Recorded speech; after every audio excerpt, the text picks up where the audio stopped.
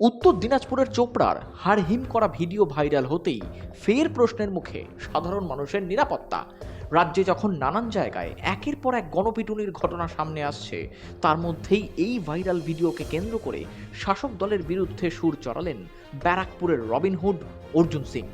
বিবাহ বহির্ভূত সম্পর্কের জেরে এক যুগলকে সালিশি সভায় ডেকে বেধড়ক মারধরের অভিযোগ ওঠে এলাকারই এক তৃণমূল নেতার বিরুদ্ধে। ঘটনাটি ঘটেছে চোপড়ার লক্ষ্মীপুর গ্রামে।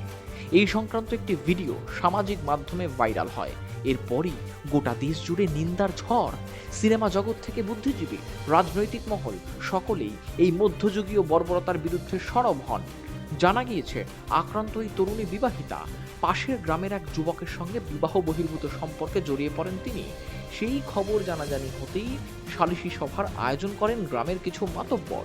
সেখানে আর্থিক জরিমানার পাশাপাশি রাস্তায় ফেলে ব্যাপক মারধর করা হয় যুগলকে, যার নেতৃত্বে ছিলেন জেসিবি।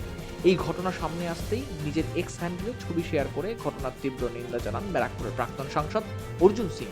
তৃণমূলের পাশাপাশি বামকেও এক হাত নেন তিনি।